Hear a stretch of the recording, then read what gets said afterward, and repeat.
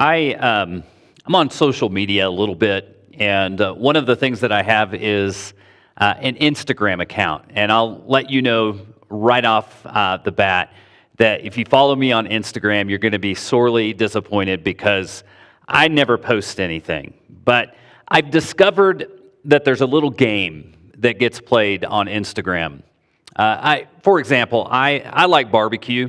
I don't eat a lot of meat, but when I do, I love barbecue. So one of the things that I do is I actually follow a few of my favorite barbecue restaurants throughout the nation. I follow Evie Mae's and the Salt Lick and the Polite Pig, Joe's Kansas City.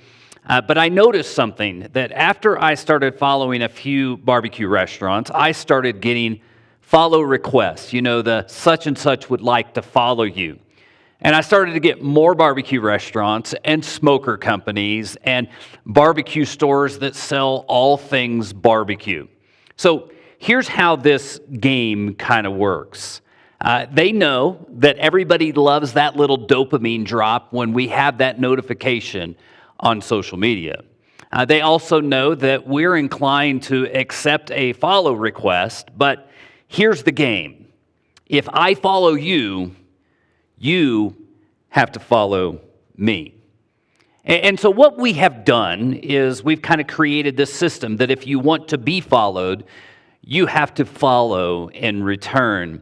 And here's one of the challenges that I kind of find with social media and the whole idea of follow.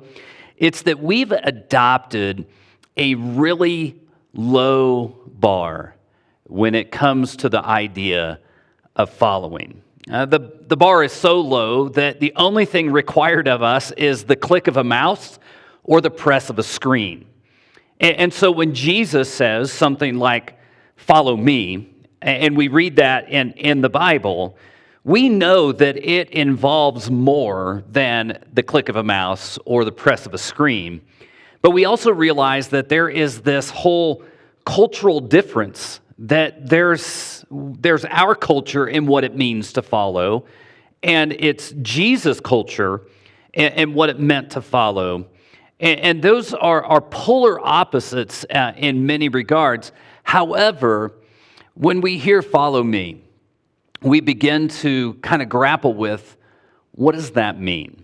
So we're going to work to that today. We're going to work to the idea of what it really meant when Jesus said, follow me. But before we get there here today, I want to just kind of recap a couple of items that we discussed last week and really kind of bring up a couple of ideas. You know, we're beginning our message journey through the book of Mark. And as we are journeying through Mark, one of the things that he does kind of right off the bat as he tells the life story of Jesus' ministry, one of the things that he does is he begins kind of with a thinly veiled statement of Jesus is greater than. Jesus is greater than everything, but ultimately Jesus is greater than Caesar. And again, he lays out some cultural perspectives for Romans to understand that Jesus is the arriving, conquering king. And he even makes the statement of, I'm not even worthy to untie his shoes. You see, that was the most menial task that any servant could possibly have. And John is saying, Jesus is so great, I'm not even worthy to do the most menial thing for him. But not only is Jesus greater than, he is different than. Let me ask a couple of questions. Just kind of ponder these, if you will. But if you're the Lord of creation and you're making your arrival here on this earth, how would you arrive? Most of us would not choose a barn for our place of birth. We wouldn't have chosen Bethlehem. And if you've spent hundreds of years orchestrating your arrival, your kind of announcement, ushering in that this is my first public appearance, where would you make that appearance? I think most of us, if we can be honest with ourselves, we probably would say, well, it would have been Rome or Athens or even the temple in Jerusalem. We would not have chosen a muddy river out in the middle of nowhere. And if we're getting ready to begin our official rule and reign here on this earth, and we're beginning that official time of ministry, again, where would we choose? Rome, Athens, Jerusalem? Jesus chose Galilee. There's nothing wrong with Galilee. It's just not the epicenter of thought or religion or government or military might or anything like that. In fact, it was just a normal area that no one really kind of gave a second thought. In many ways, Galilee is what we oftentimes call Middle America. It was flyover.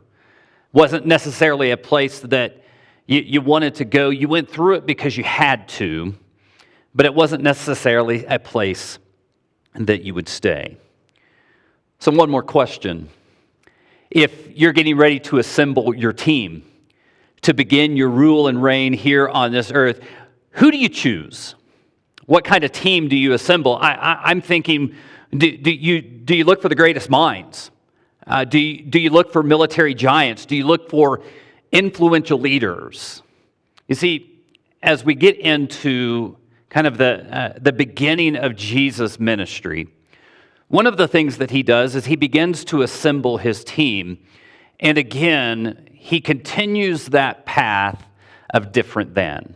His team is different than any other team that any other king would assemble.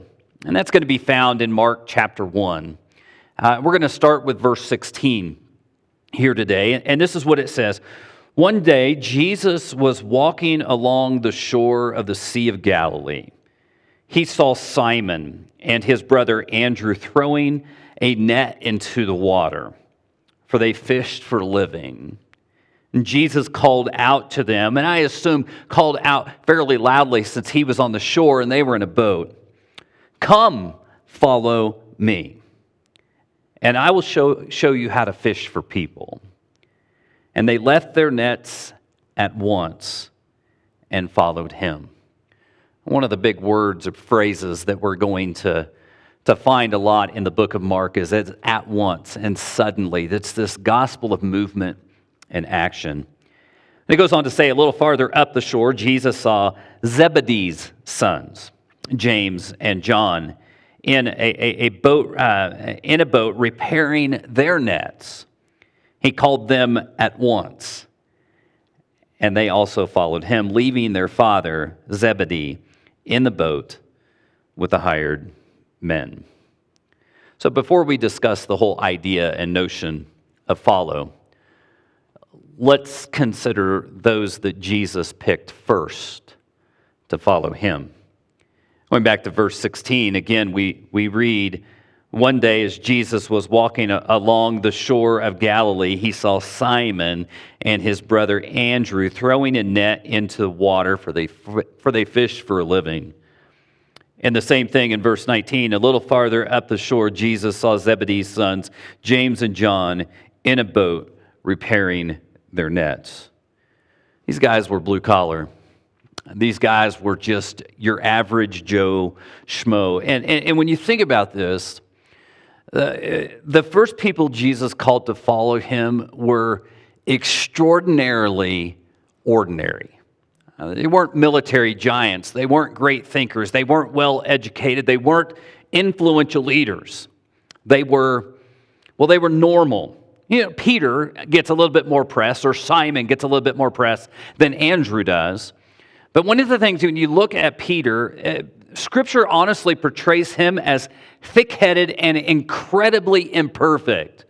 I mean, he's always putting his foot in his mouth. It was that one time that Jesus actually had to say to Peter, "Get behind me, Satan," because Peter just didn't get it, and even up to the point of denying Jesus when Jesus was about to go to the cross. And James and John, Jesus gave them the name Sons of Thunder. Evidently, their father might have been a hothead, but the reality is, like father, like son. There's a time in Luke chapter 8 where there was a Samaritan village that didn't welcome Jesus. And so James and John come up to Jesus and they were like, "So, you want us to call fire down from heaven?" In other words, these people need to be judged. They were ready to be the executioner for Jesus. And then there's Mama.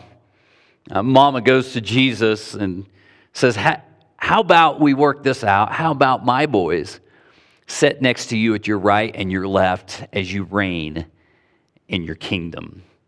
These were incredibly imperfect people, but I love this.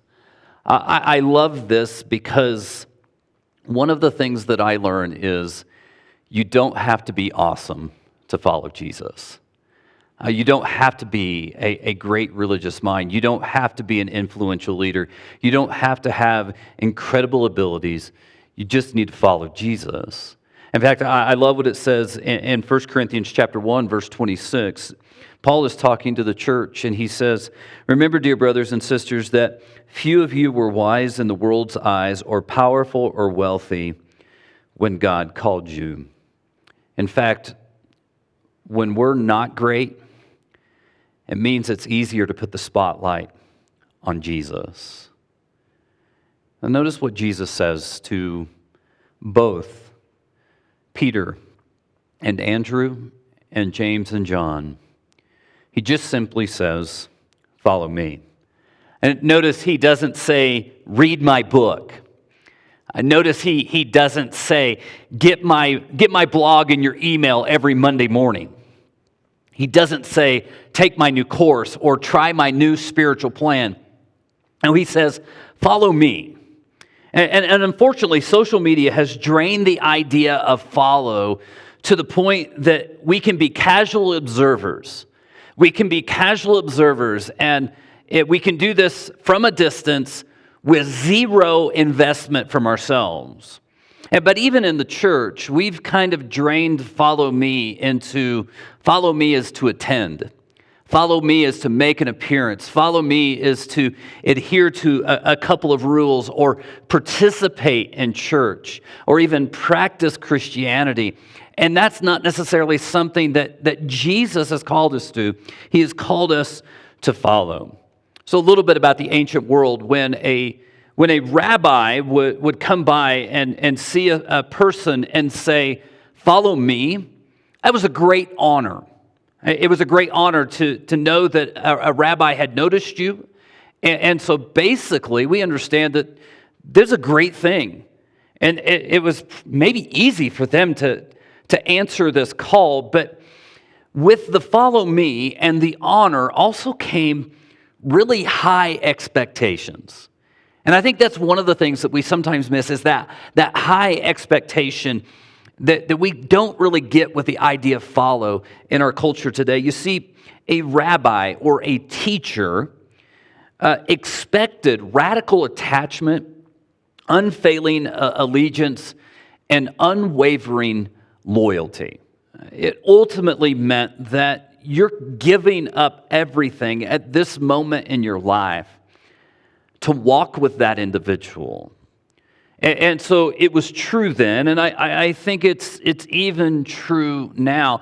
And that high expectation level that Jesus had as a rabbi, I think that's why when people came up and said, "I want to follow you," oftentimes he might object to that because he knew that they weren't willing to live up to the expectation that he had as a teacher with students, teacher with followers.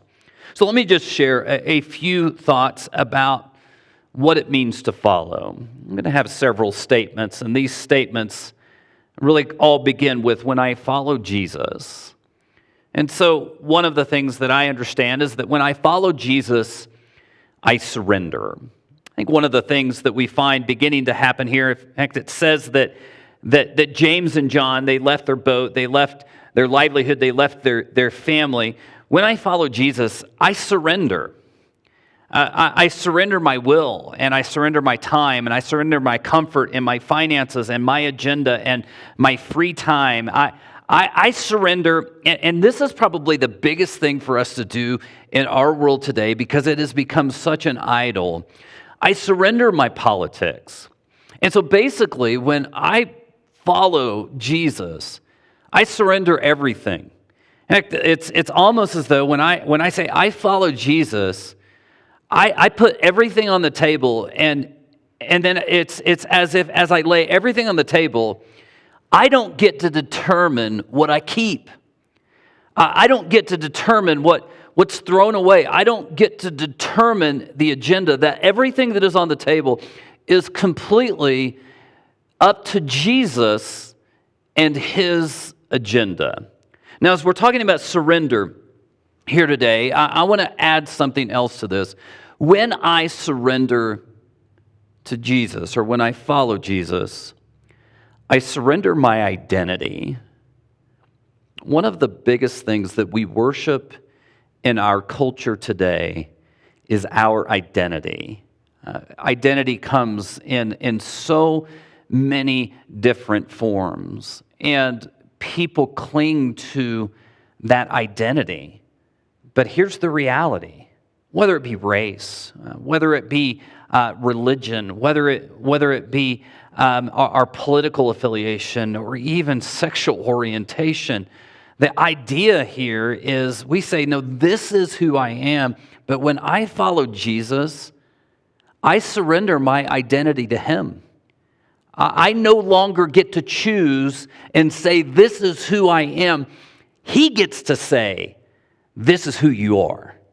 And in fact, it says in Corinthians that if anyone is in Christ, they are a new creation. In other words, Jesus determines our value. Jesus determines our identity, and our identity is ultimately connected to him. And so he gets to say, this is who you are. But here's the beautiful picture.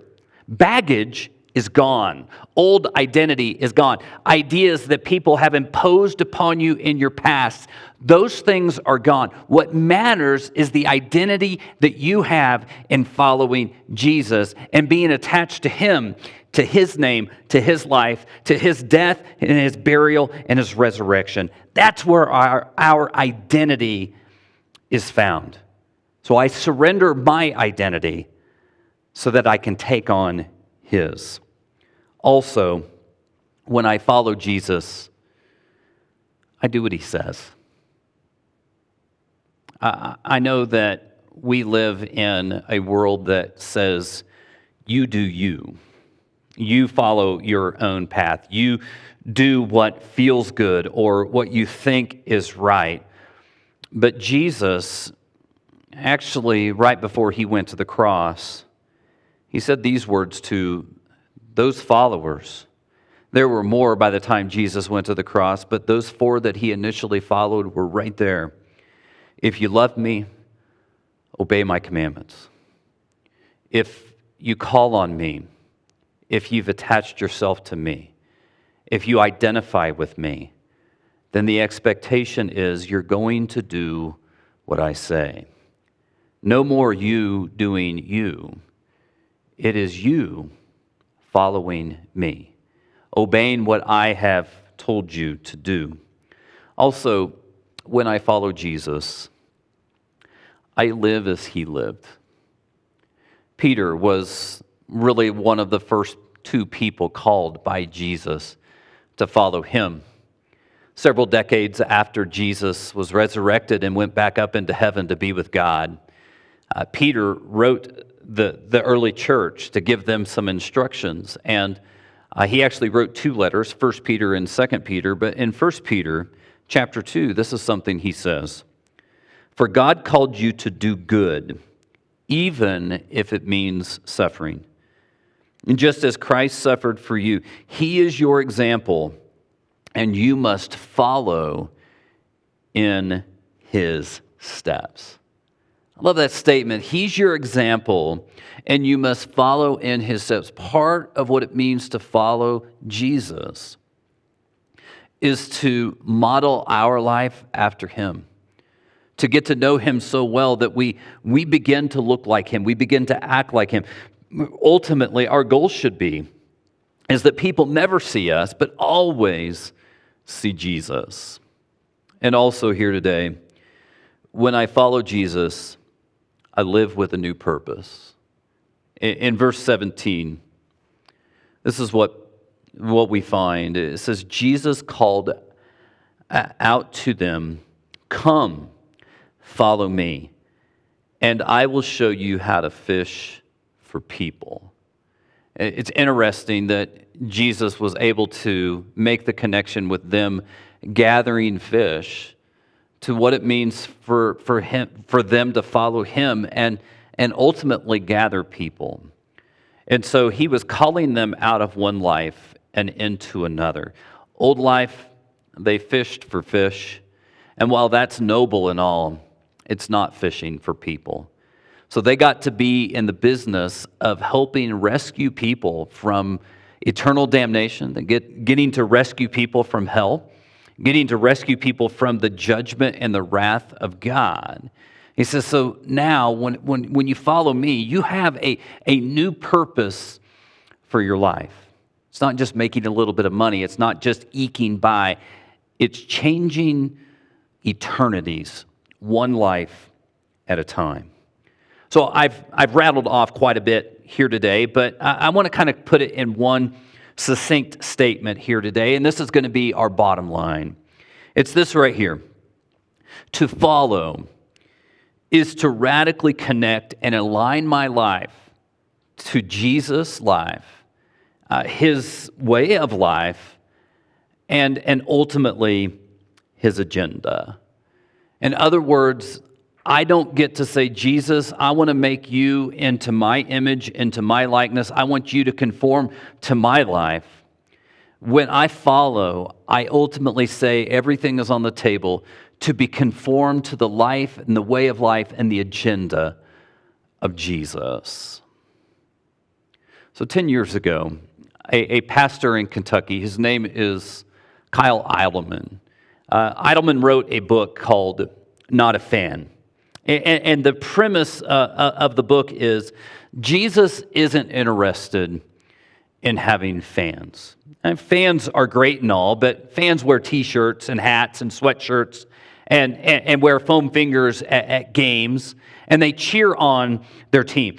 Fans ultimately are not active participants in anything that is going on other than they may be religiously loyal, but at best, they are passionate observers of what is really going on. And so Jesus isn't really concerned about having passionate observers or people sitting on the sidelines watching everything happen. Instead, Jesus, as he called his first followers, did this. He called people off of the sidelines and into the game to be active participants in his life and his ministry and his agenda. I fear that oftentimes, whether it be watching online or being present in church, sometimes we're more passionate observers. Sometimes we fit more the category of fan than follower. But I'm going to ask you a question here today, and it's just one question, this one idea of how to own the message here. And it's this. Are you a fan or a follower? Are you a fan or a follower? Are you a casual observer to everything that is going on in the kingdom? Or have you rolled up your sleeves and decided to be an active participant in Jesus' life and his way of life and his agenda? You know, one of the beautiful things I love about the book of Mark is that it's always moving, it's always going somewhere. And so as Jesus called his first followers, he really doesn't waste any time. And you see, immediately after this, Jesus goes in, and he's actually at the synagogue, and synagogue would be like Jewish church. So it's a Sabbath day, and everyone is gathered, and it says that Jesus at the synagogue began to teach. And people were absolutely floored because as he began to teach, he taught as one who had authority. But not only that, there in attendance that day. There was a man who was at the synagogue, and it says that he had an unclean spirit, or he had an evil spirit living inside of him. And it actually goes on to say that man that had the evil spirit inside of him. And I always picture, when I read this, I think of Venom in the Spider-Man movie, because the man kind of goes, Jesus of Nazareth, what do you want with us? Have you come here to destroy us? And as that is happening, Jesus said these words, "Be quiet, come out." And as soon as he said those words, "Be quiet, come out of the man," it said that the man shook violently. He convulsed, and the evil spirits left him. And people were amazed. People were amazed at not only that Jesus spoke with authority, but that he had authority. And he had not just authority over man, he had authority over the spiritual realm as well. I think in many ways Jesus needed to show his first followers, listen, I've called you out. I've called you into a different life. But I want to let you know, you've signed up for something incredible. My agenda is unlike any other agenda ever known to man. And so when you say, I follow Jesus, it's not clicking a mouse. It's not pressing a screen. It's really not even about attendance or participation or practicing Christianity. It's about aligning your life to an agenda and a person unlike any other. Join me in prayer. Father, thank you. Thank you so much for being able to know that you have called us out of the humdrum, mundane of life into an agenda unlike any other agenda known to man. And to a person, not to a religion, but to a person that we can follow, that we can look to, that we can walk in his steps and ultimately live as he lived and be about the same business as he was about. And that is rescuing people from hell, rescuing people from your wrath. So may we not just be casual observers, watching from a distance with zero investment. May we truly be all in for Jesus. Thank you. In his name, amen.